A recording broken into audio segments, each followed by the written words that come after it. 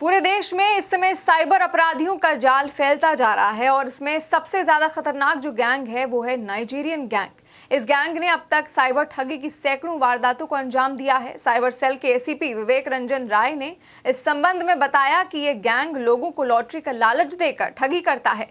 उन्होंने कहा कि किसी भी तरह के मैसेज या ईमेल जो आपको लालच दे उसकी झांसे में ना फंसे, नहीं तो आप भी साइबर शॉट के शिकार हो जाएंगे। देखिए और क्या कुछ कहा साइबर एक्सपर्ट और एसीपी विवेक रंजन राय ने।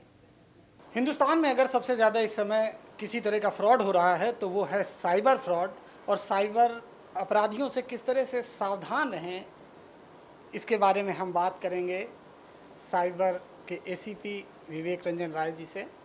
और इस समय जो चर्चा का विषय है वो है हिंदुस्तान में आया हुआ नाइजीरियन गैंग। ये नाइजीरियन गैंग पिछले कई सालों से साइबर फ्रॉड कर रहा है, तमाम इसके लूप होल्स हैं। इस बात को लेकर हम पूछेंगे सर सबसे पहले कि नाइजीरियन गैंग है क्या?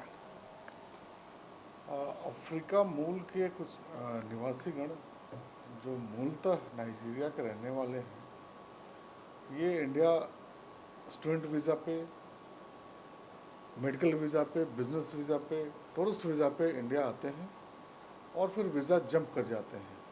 इसमें कई मामले ऐसे प्रकाश में आए हैं जिसमें वो वीज़ा जंप कर गए हैं और छुप के इंडिया में रहते हैं और अपराध करते हैं। ज़्यादातर जो अब तक हम लोगों ने अरेस्टिंग की है विगत कई वर्षों में, या तो ड्रग पेडलिंग करते हैं, मेल स्पूफिंग से क्राइम करते हैं, फेसबुक में फ्रेंड बनकर क्राइम करते हैं, और सबसे जो प्रचलित अभी इनका जो मॉडस ऑपरेंडी है मेल स्पूफिंग का, मेल स्पूफ करके मिलता जुलता मेल बनाते हैं और अकाउंट सेक्शन में भेजकर उससे पैसा ट्रांसफ़र करते हैं। इस तरह कई मामले बड़े बड़े शहरों में जितनी मल्टीनेशनल कंपनीज हैं जो इंपोर्ट और एक्सपोर्ट का काम करती हैं, उनके साथ ये फ्रॉड आम हो गया है। सर नाइजीरियन गैंग के लगभग कितने सदस्य इस समय पूरे देश में होंगे? कितने लोग नाइजीरिया से आ रहे हैं और वो इस तरह का काम कर रहे हैं, तो आखिर उन पर हम नज़र क्यों नहीं रख पा रहे हैं? क्योंकि वो खुद विदेशी हैं, उनके तमाम पासपोर्ट होंगे या इस तरह की चीज़ें होंगी जिन पे हम नज़र रख सकते, तो आखिर कहाँ लूप होल आ रहा है? अब चूँकि ये तो मिनिस्ट्री ऑफ एक्सटर्नल अफेयर्स के अंडर में आता है, जितने भी वीज़ा धारक इंडिया आते हैं उसकी डिटेल्स FRRO में होती है। तो इस संबंध में बेहतर FRRO के द्वारा ही बताया जा सकता है कितने लोग नाइजीरिया, कितने अफ्रीका मूल के लोग आए हैं और वीज़ा जंप करके छुपकर बचकर इलीगल तौर पे इंडिया में रह रहे हैं। सर साइबर को लेकर कितने गैंग आप लोगों की नज़र में है जिनके ऊपर आप लोग काम कर रहे हैं इस समय, और वो कहाँ के गैंग हैं ज़्यादातर? साइबर में तो देखिए अलग अलग गैंग हैं। करीब करीब अब छोटे मोटे कई शहरों में छोटा मोटा कस्टमर कॉल सेंटर चला के गैंग ऑपरेट हो रहा है।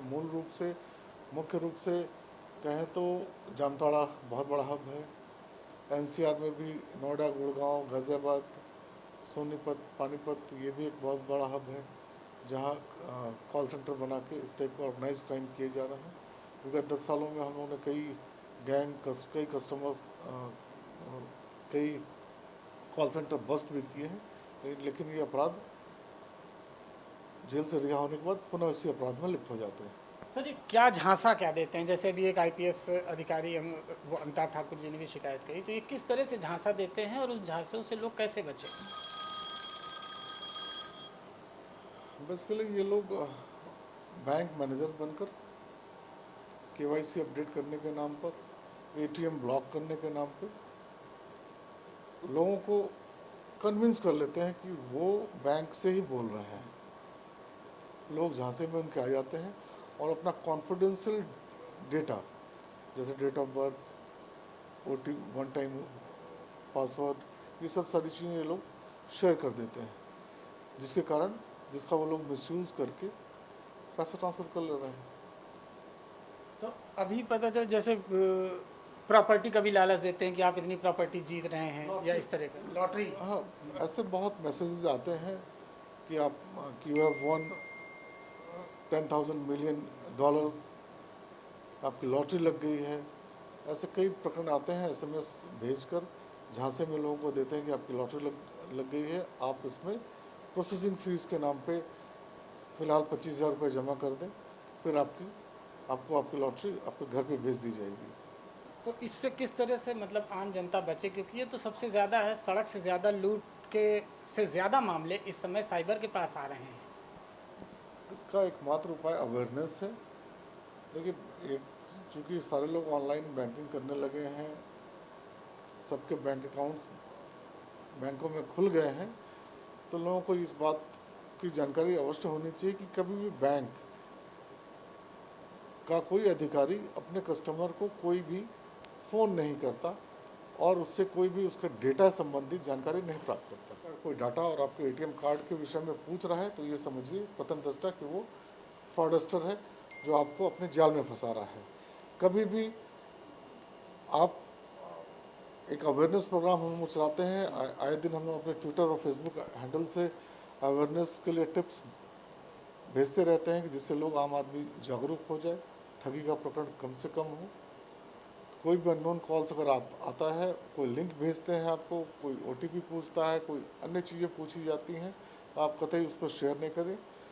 जब आप शेयर नहीं करेंगे तो आप सुरक्षित रहेंगे। अगर आप अपनी चीज़ें शेयर करेंगे दूसरे से, अननोन लोगों से, अननोन कॉलर से, तो आपको ट्रैप कर लेंगे। सर, लोग इसका शिकार ना हो इस तरह के फ्रॉड का, तो क्या क्या स्टेप उठाए जा सकते हैं कंपनीज द्वारा? देखिए, प्रथम दृष्टया तो अभी हम लोग जो स्टेप उठा रहे हैं अपने अपने ट्विटर हैंडल से सबको टिप्स भेजते हैं, अवेयरनेस प्रोग्राम चला रहे हैं, स्कूलों में जाके, कॉलेज में जाके, विभिन्न सोशल मीडिया प्लेटफॉर्म पे बताते हैं क्या आपको करना चाहिए, क्या नहीं करना चाहिए, कैसे बचे रहना चाहिए, कैसे आप नेट पे अपने आप को सेफ गार्ड कर सकते हैं, ऑनलाइन ट्रांजैक्शन में कैसे आपको प्रिकॉशंस रखना चाहिए, क्या करना चाहिए, क्या नहीं करना चाहिए।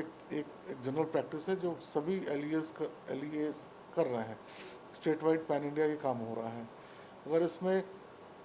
अगर बैंकों की तरफ से, जो मैं समझता हूँ, अगर 2 स्टेप OTP हो जाए, जैसे एक आपके बैंक, अगर कोई आपको बैंक मैनेजर बन के फ़ोन कर रहा है, बैंक का अधिकारी बन के फ़ोन कर रहा है और आपसे OTP झांसे में डालकर OTP पूछ लिया और आपके बैंक से पैसे ट्रांसफ़र कर दिया, चूँकि ये वर्चुअल ट्रांसफ़र ऑफ मनी है, पैसा किसी ATM के द्वारा एक हाथ से दूसरे हाथ में नहीं निकाला गया है, ये एक वर्चुअल ट्रांसफ़र ऑफ मनी है। मनी आपका सिर्फ एक अकाउंट से दूसरे अकाउंट में गया है, ट्रांसफ़र हुआ है बस। अगर इसमें, और जो व्यक्ति पीड़ित होता है, जब उसे तब पता चलता है जब उसके पास बैंक का मैसेज आता है कि आपके अकाउंट से विड्रॉल हो गया है, और वो समझता है कि मेरे साथ चीटिंग हुई है और वो बैंक अधिकारी ने, वो साइबर फ्रॉड है।